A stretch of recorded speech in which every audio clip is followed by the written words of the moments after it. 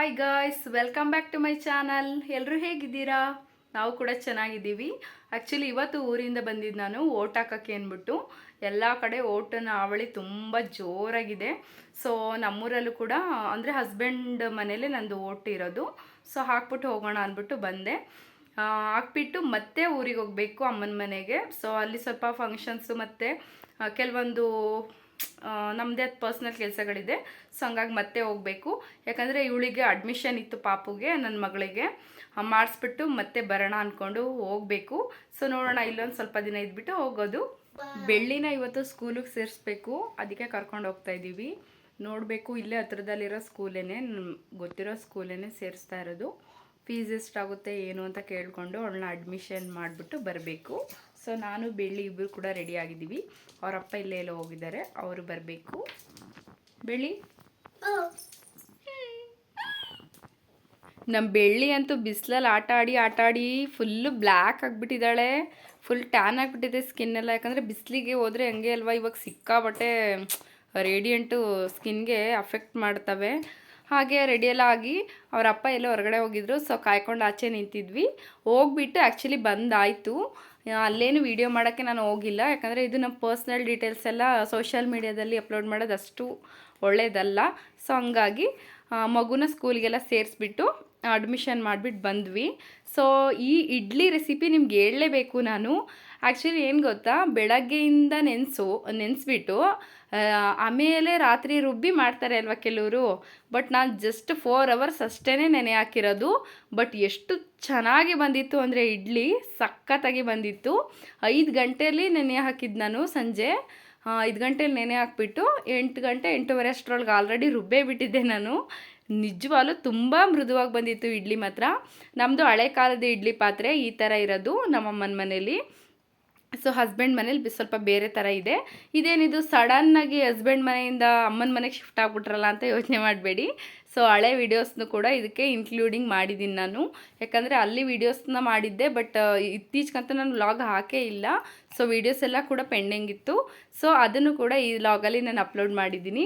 So ಈ ಇಡ್ಲಿ ಮಾತ್ರ ತುಂಬ ಚೆನ್ನಾಗಿತ್ತು. ಈ ಟಿಪ್ಸ್ ಏನಪ್ಪ ಅಂದರೆ, ಸ್ವಲ್ಪ ಅವಲಕ್ಕಿ ಜಾಸ್ತಿ ಹಾಕಬೇಕಾಗುತ್ತೆ ಮತ್ತು ಉದ್ದಿನಬೇಳೆ ಸ್ವಲ್ಪ ಜಾಸ್ತಿ ಹಾಕಬೇಕಾಗುತ್ತೆ ಅಷ್ಟೇ. ಒಂದು ಸೇರು ನೀವು ಅಕ್ಕಿನ ಹಾಕ್ತಿದ್ದೀರಾ ಅಂದರೆ ಅದಕ್ಕೆ ಅಟ್ಲೀಸ್ಟ್ 1 ಪಾವಾರು ಉದ್ದಿನಬೇಳೆ ಹಾಕಬೇಕು. ಮತ್ತು ಒಂದು 1/4 kg ಅಷ್ಟಾದ್ರೂ ಅವಲಕ್ಕಿನ ಹಾಕಿ ನೋಡಿ, ಎಷ್ಟು ಸ್ಮೂತಾಗಿ ಬರುತ್ತೆ ಅಂದರೆ ತುಂಬ ಚೆನ್ನಾಗಿ ಬರುತ್ತೆ ಇಡ್ಲಿ. ಮುರಿದ್ರೆ ಹಂಗೇ ಒಂಥರ ಸ್ಮೂತಾಗಿ ಹಂಗೆ ಬಂದ್ಬಿಡುತ್ತೆ. ಮಲ್ಲಿಗೆ ಹೂ ಥರನೇ ಇತ್ತು ಇಡ್ಲಿ, ತುಂಬ ಚೆನ್ನಾಗಿತ್ತು. ಹಾಗೆ ನಮ್ಮೂರಲ್ಲಿ ದೇವ್ರ ಉತ್ಸವ ಕೂಡ ಆಗಿತ್ತು. ಸೊ ಆ ಉತ್ಸವದ್ದು ಕೂಡ ವೀಡಿಯೋಸ್ ಹಾಕೋಕ್ಕಾಗೇ ಇರಲಿಲ್ಲ, ಅದನ್ನು ಕೂಡ ಅಪ್ಲೋಡ್ ಮಾಡ್ತೀನಿ ಇದರಲ್ಲಿ. ಹಾಗೆ ನನ್ನ ಮಕ್ಕಳಂತೂ ಫುಲ್ಲು ಡ್ಯಾನ್ಸು. ಊರಲ್ಲಂತೂ ಎಷ್ಟೊಂದು ಅಂದರೆ ಮಕ್ಳುಗಳು, ಇವಾಗ ಬೇಸಿಗೆ ರಜೆ ಇರೋದ್ರಿಂದ ಪ್ರತಿಯೊಬ್ಬರ ಮನೇಲೂ 2 ಮಕ್ಕಳಿದೆ. ಸೊ ಎಲ್ಲರ ಮಕ್ಕಳು ಕೂಡ ಬಂದಿದ್ದಾವೆ.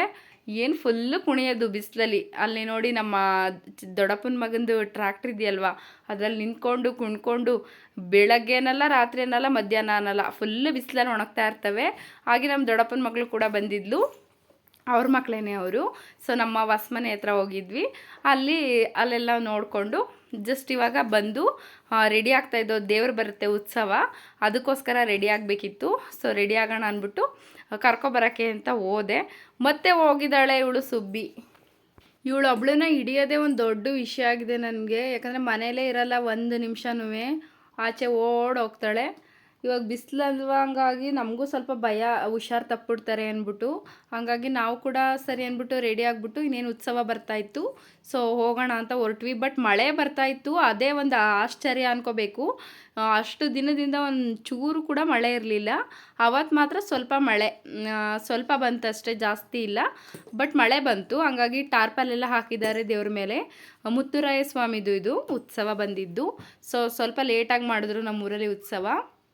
ಹಾಗಾಗಿ ಏನಕ್ಕೆ ಉತ್ಸವ ಅಂದರೆ, ಇದು ಈ ರಾಮನವಮಿ ಎಲ್ಲ ಮಾಡ್ತಾರಲ್ಲ ಆ ವಿಶೇಷತೆ. ಬಟ್ ಇದು ಸ್ವಲ್ಪ ಲೇಟಾಗಿ ಮಾಡಿದ್ರು. ಪ್ರತಿ ವರ್ಷವೂ ಹಾಗೆಯೇ ರಾಮನವಮಿ ಅಂದರೆ ನಮ್ಮೂರಲ್ಲಿ ಅವತ್ತಿನ ದಿನ ಮಾಡಲ್ಲ, ರಾಮ ಪಟ್ಟಕ್ಕೆ ಬಂದ ದಿನ ಮಾಡಲ್ಲ, ಸ್ವಲ್ಪ ಲೇಟಾಗೆ ಮಾಡ್ತಾರೆ. 9 ದಿನಕ್ಕೆ ಅಥವಾ 3 ದಿನಕ್ಕೆ ಆ ಥರ ಮಾಡ್ತಾರೆ. ಸೊ ನಮ್ಮೂರಿನ ವಿಶೇಷತೆ ಹೀಗೇನೆ ಆಚರಿಸೋದು ನಮ್ಮೂರ ಕಡೆ ಎಲ್ಲ. ಬಟ್ ತುಂಬ ಚೆನ್ನಾಗಿರುತ್ತೆ ನೋಡೋಕ್ಕೆಲ್ಲ, ತುಂಬ ಚೆಂದ. ಸೊ ಪೂಜೆ ಎಲ್ಲ ಮುಗಿಸ್ಕೊಂಡು ಬಂದಾಯಿತು.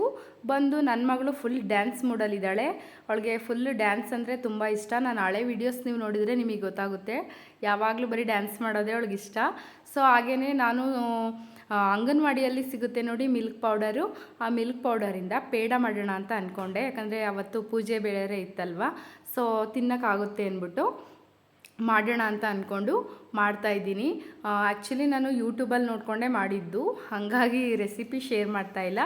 ಸೊ ಚೆನ್ನಾಗಿ ಬಂದಿತ್ತು, ಸೇಮ್ ಅಂಗಡಿಯಲ್ಲಿ ಸಿಗೋವಂತಹ ಟೇಸ್ಟೇ. ಫುಲ್ಲು ನಾನು ಎಲ್ಲೋ ಸರಿ ಬರಲ್ವೇನೋ ಅಂತ ಅಂದ್ಕೊಂಡೆ, ಬಟ್ ತುಂಬ ಪರ್ಫೆಕ್ಟಾಗಿ ಬಂದಿತ್ತು, ಚೆನ್ನಾಗಿ ಬಂದಿತ್ತು. ಇನ್ನೊಂದು ಸ್ವಲ್ಪ ಗಟ್ಟಿಯಾಗಬೇಕಿತ್ತು ಅಂತ ಅನ್ನಿಸ್ತು. ಫಸ್ಟು ಅದು ತೆಳುವಾಗೇ ಇರುತ್ತೆ, ಆಮೇಲೆ ನಾವು ತಿರುಗಿಸ್ತಾ ಕೈ ಬಿಡದೆ ತಿರುಗಿಸ್ಬೇಕು. ಆಮೇಲೆ ಅದು ಗಟ್ಟಿ ಆಗ್ತಾ ಹೋಗುತ್ತೆ. ಫಸ್ಟೇ ಕಲಿಸ್ಕೊಂಡು ಆಮೇಲೆ ತುಪ್ಪದಲ್ಲಿ ಹಾಕಿಬಿಟ್ರೆ ಬೆಸ್ಟು. ಯಾಕಂದರೆ ನಾನು ರೆಸಿಪಿ ಏನು ಶೇರ್ ಮಾಡ್ತಿಲ್ಲ, ಬಟ್ ಹೇಳ್ತಿರೋದಷ್ಟೇ. ಇವಾಗ ಯೂಟ್ಯೂಬಲ್ಲಿ ನೀವು ಸರ್ಚ್ ಮಾಡಿ ನೋಡಿದ್ರೆ ತುಂಬ ರೆಸಿಪೀಸ್ ಸಿಗುತ್ತೆ ಅದ್ರ ಬಗ್ಗೆ, ಬೇಕಾದ್ರೆ ಸರ್ಚ್ ಮಾಡಿ ನೋಡಿ. ಸೊ ನಾನು ಕೂಡ ಅಲ್ಲೇ ಸರ್ಚ್ ಮಾಡಿ ನೋಡಿ ಮಾಡಿರೋದು. ಸೊ ಬೇರೆಯವ್ರ ರೆಸಿಪಿನ ನಾನು ಹೇಗೆ ಹೇಳೋಕ್ಕಾಗುತ್ತೆ ಅಲ್ವಾ, ಹಂಗಾಗಿ ನಾನು ಇಲ್ಲಿ ಶೇರ್ ಮಾಡಿಲ್ಲ. ಸೊ ಪರವಾಗಿಲ್ಲ, ಒಂದು ರೇಂಜಿಗೆ ಚೆನ್ನಾಗಿ ಬಂದಿತ್ತು. ಟೇಸ್ಟ್ ಮಾತ್ರ ಸಖತ್ತಾಗಿತ್ತು. ಯಾಕಂದರೆ ಮಾಮೂಲಿ ಇವಾಗ ತಿಂತೀವಲ್ಲ ಹೊರಗಡೆ, ಅದೇ ಥರನೇ ಇತ್ತು. ಆದರೆ ಜಸ್ಟ್ ಸ್ವಲ್ಪ ಅದೇ ಹೇಳಿದ್ನಲ್ಲ, ತೆಳು ಆಗಿಬಿಟ್ಟಿತ್ತು, ಗಟ್ಟಿ ಆಗಬೇಕಿತ್ತು ಸ್ವಲ್ಪ, ಬಟ್ ಆದರೆ ಚೆನ್ನಾಗಿತ್ತು ಅಷ್ಟೇ. ಮತ್ತು ಇನ್ನೇನು ಸಮಾಚಾರ, ಎಲ್ಲರೂ ಹೇಗಿದ್ದೀರಾ? ತಪ್ಪದೇ ಕಮೆಂಟ್ ಬಾಕ್ಸಲ್ಲಿ ಕಮೆಂಟ್ ಮಾಡಿ ಅಂತ ಹೇಳ್ತಾ, ಮತ್ತು ಅಪ್ಪ ಮಗ ಇಬ್ಬರು ಆಟ ಆಡ್ಕೋತಾ ಇದ್ರು. ಸೊ ನಾನು ಈ ಥರ ಸಣ್ಣ ಚಕ್ಲಿ ಅಂದರೆ ನಂಗೆ ತುಂಬ ಇಷ್ಟ. ಸೊ ತಿನ್ಕೊಂಡು ಕೂತಿದ್ದೆ. ಹೇಗಿತ್ತು ಇವತ್ತಿನ ವ್ಲಾಗ್ ಅಂತ ಕಮೆಂಟ್ ಮಾಡಿ ಅಂತ ಹೇಳ್ತಾ, ನನ್ನ ಚಾನಲ್ ಇಷ್ಟ ಆದರೆ ಸಬ್ಸ್ಕ್ರೈಬ್ ಮಾಡಿಕೊಂಡು ನೋಡಿ. Thank you for watching my video. Next ವಿಡಿಯೋದಲ್ಲಿ ಸಿಗ್ತೀನಿ.